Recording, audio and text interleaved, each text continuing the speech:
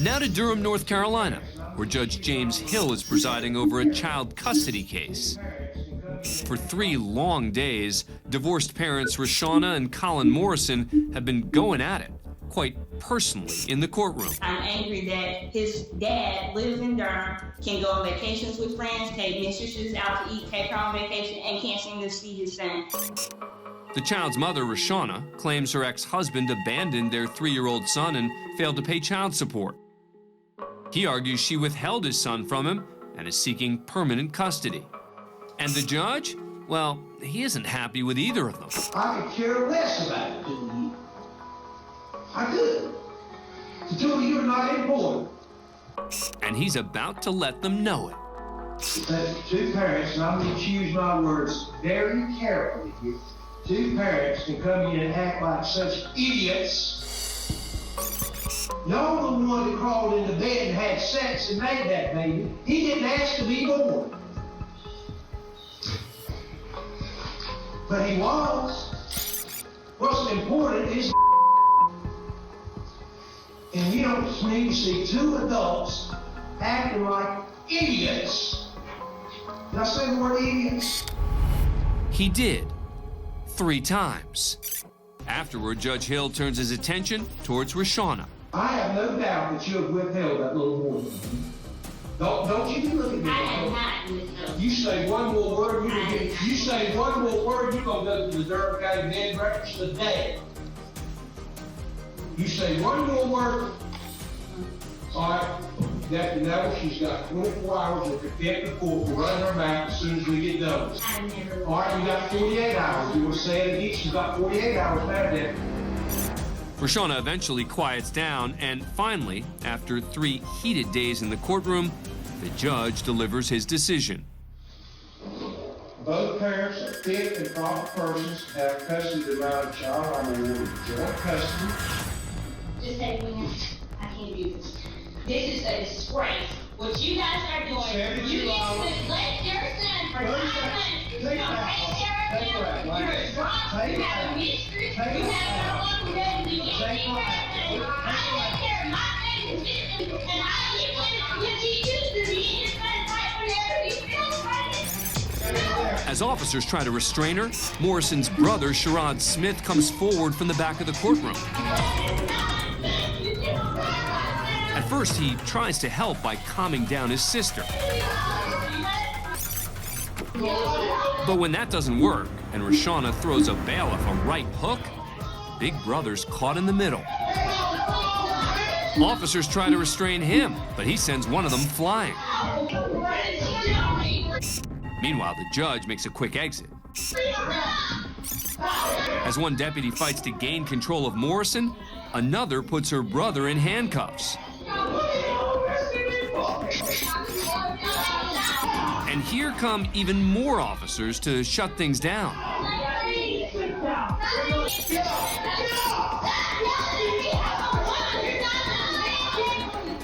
As Morrison and Smith are taken away, a 3rd person is also restrained in the back of the courtroom.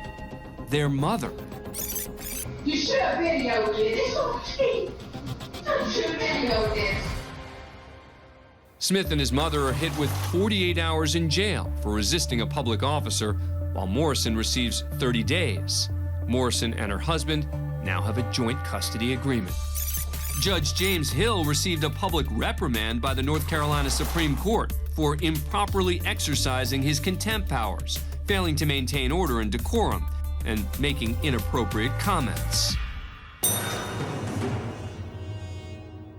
Next, we take you inside the Seminole County Courthouse in Sanford, Florida, for a hearing. Judge Wayne Culver presiding. 51-year-old Kevin Newton has been charged with petty theft and resisting an officer without violence. 3 months earlier, Newton allegedly stole a case of beer from a convenience store. The manager of the store watched as Newton placed the beer inside a duffel bag, left the store, and sped away on a bicycle. The manager then called police, and when they arrived to take her statement, Newton had inexplicably returned to the store. Police questioned Newton, and when they tried to place him in a police car, he went limp, forcing police to lift him into the vehicle. Newton was arrested and released on $500 bond.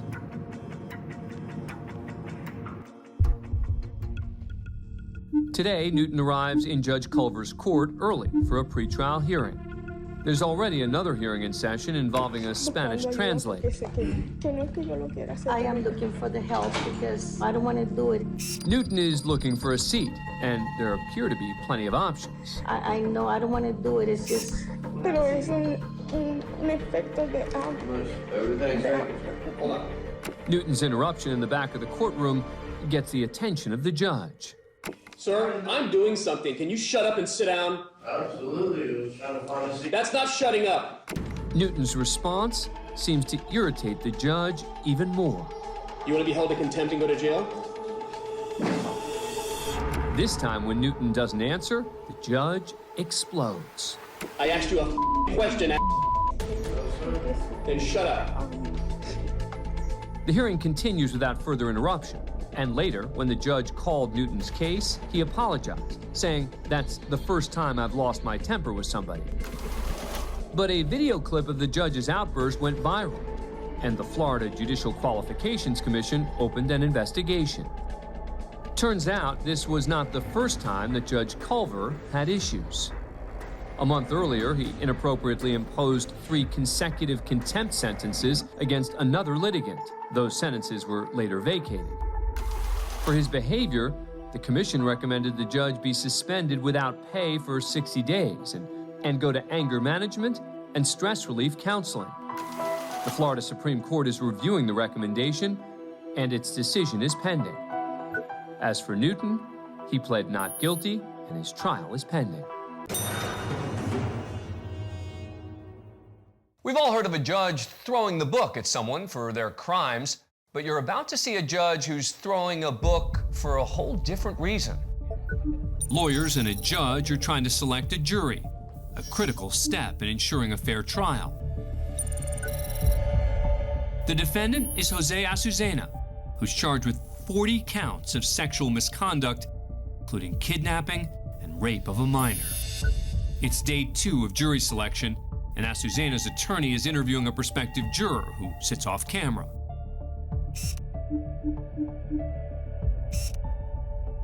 The judge listens on. So can you be fair to both sides? I think I would be biased. You're off this jury. know. But you didn't say that yesterday.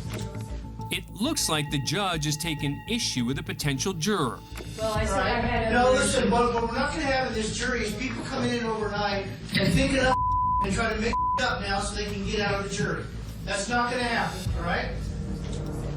Right? Because if I find that someone said something yesterday under oath and changes it because they're trying to fabricate something to get out of serving on this jury, there's going to be repercussions. The judge is unsatisfied and demands an explanation. What's going on here? Tell me what's going on. I said I had other issues yesterday, and you said you'd get back to me. All right, so why you got issues? Why can't you're saying that you can't be fair and impartial to both sides? You're going to completely throw out our entire justice system because you don't want to be fair and impartial.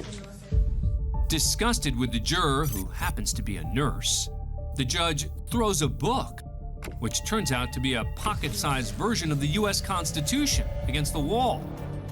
Things are heating up, so attorneys attempt to intervene. Your Honor, may we approach? Your Honor. We can't approach. You're not going to be fair and impartial. Like I said, with my nursing history, and I've been involved with child abuse, and I've been involved with incest with young girls that deliver 13 years old. It makes me rather, biased. Ma'am, you're off this jury. You're off this jury. You're removed. Go home. All right? The nurse is excused from jury duty, not before the judge gets in one last remark. I don't like your attitude. The case against Azucena eventually makes it to trial, and he's found guilty. He's sentenced to life in prison, but that's not where the story ends. You're saying that you can't be fair and impartial to both sides. The Nevada Supreme Court overturns the conviction, claiming Judge Scotti created an intimidating environment which tainted the jury panel. Azucena is awarded a new trial and a new judge. Until then, he remained in custody. Although Scotti apologized for the incident, his outburst resulted in ethics charges courtesy of the Nevada Commission of Judicial Discipline. You're removed. Go home. All right? I don't like your attitude. We're in Charleston, West Virginia for a pretrial hearing. Henry T. Eldon. Henry T. Eldon. Henry T. Eldon. Henry T. Eldon is in the courtroom, but he is refusing the magistrate's order to come forward to the defendant's table. I have called him thrice. I have no response. Get up here in this seat right now. That's right, the judge called him thrice. Eldon is facing multiple charges, including fraudulent official proceedings and fraudulent service of indebtedness related to falsely filing claims with the court. Today, he's joined in the courtroom by a friend who's recording the proceedings on his cell phone and getting involved himself. I'm a witness, okay? Okay, what I'm saying is, he is present, and he's chosen not to step up there. He's asking not for an appointed lawyer. He doesn't need an attorney. So you're acting in the capacity I'm not of lawyer? acting. I'm a witness. You're This is witness? American National. American National. American National is another nod to the sovereign citizen movement that both he and the defendant identify with. Eventually, Eldon does respond to the magistrate, Ward Harshbarger, but still refuses to come forward. The court reporter has to be established before anything can proceed. Well, okay, well, get up in your seat now, and we will wait for that. You have some preliminary thing. We're all waiting for the court reporter to be... Do it now. All right, this is State versus Henry T. Eldon Jr. Mr. Eldon, I need to have a seat at the defendant's table. For the record, I'm Shut a up and witness. sit down. You sit down and not say another word. Seemingly getting more aggravated, the magistrate turns to his courtroom deputy for assistance. Would you get Mr. Eldon? Let me show you where the seat is, please. May I have permission? You may have a seat right there. I'm happy with You may have a seat right there. Eldon finally gets up to the stand before the judge, but it won't be for long. You are going to be held in contempt. All right, Mr. Eldon, can you just stand up for me, please? Turn around and place your hands behind your back, if you would. And who are you? And do you have a warrant, a signed warrant? I do not have a warrant. I've just been made aware by the judge that he wants me to take you into custody for obstructing judicial process, okay? But before the magistrate had the defendant arrested and cuffed, he pulls a final move out of every parent's playbook and counts to 3. 1. Have a seat. 2. Have a seat, please. I would like to speak, and I have information to present.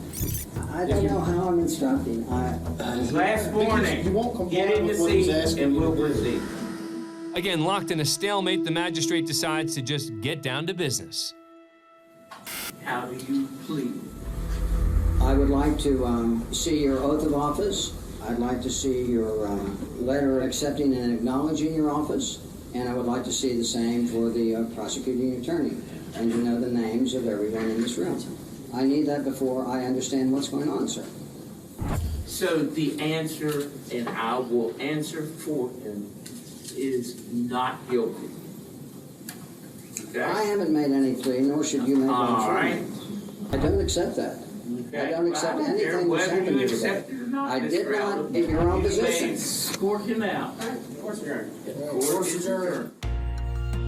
The court wouldn't confirm the details, but according to Eldon, he did not appear for his next court hearing and was arrested on a bench warrant and served 2 weeks in jail. He also says the original fraudulent service and fraudulent official proceedings charges against him were later dropped. Next, we're in district court in El Paso, Texas for a virtual settlement hearing. 40-year-old Tony Orozco is facing a litany of charges, including burglary of a habitation, criminal mischief, and possession of a controlled substance. He could be facing as much as 22.5 years in prison and fines totaling up to $22,000. But as the hearing begins, Orozco, who is currently free on a personal recognizance bond, is nowhere to be found. So his attorney, Daniel Avalar, asks Judge Bonnie Ronhell if they can proceed without him. May I move the court for a waiver of presence? Sure, of course, of course. Avalar's worked out a favorable deal with the prosecutor. If Orozco pleads guilty to felony drug possession, he'll get no further jail time. The state has also agreed to lower his felony burglary charge to misdemeanor trespassing and dismiss the criminal mischief case. Now, the max Orozco could get would be 6 months in jail and fines up to $2,000.